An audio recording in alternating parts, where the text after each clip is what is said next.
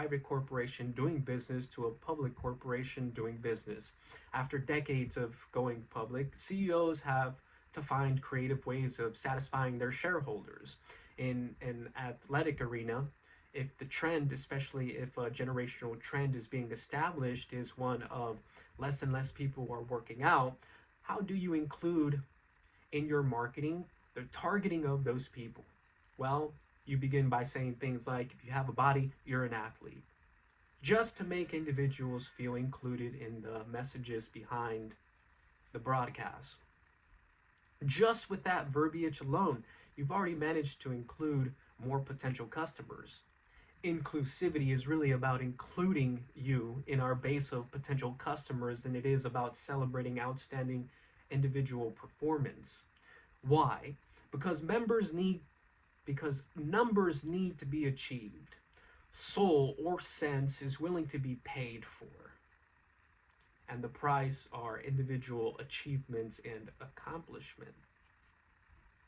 See, that's been an attitude, that's been a sentiment. But we're supposed to be too ugly in vanity, so much so that we've lost our capacity to figure such things out. There is something quite beautiful and very attractive about piercing, cutting thoughts. With all the sentiments that come along with enclosing beauty, there is still the present desire for beauty to be seen. The Greeks used to worry over beauty abandoning their cities, so they built beautiful temples for her, would create altars in their homes. Beauty for them brought a certain kind of allure to matters, but to experiences most particularly. Beauty hasn't forsaken us altogether, however, she can't. She's part of our existential experience. Where is she most commonly found?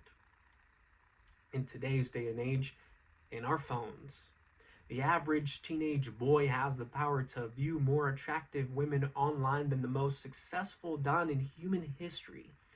He has the ability to be able to do so without any sort of effort on his part whatsoever, or at least the most minimal amount of effort. It's a perverted sense of beauty, carnal in its sense, used for the intended purposes of exploitation and extortion. Beauty is used to keep us wanting and wanting and wanting, desiring to please our most basic of urges, but not actually doing so, thus sustaining us in the loop of consumption. If we leave beauty to be defined by others, we leave beauty to be experienced only by when others decide. All aspects of beauty become paramount to be studied, especially those outside of traditional subjectivism and objectivism. The more profound elements of beauty are what is being kept away from us.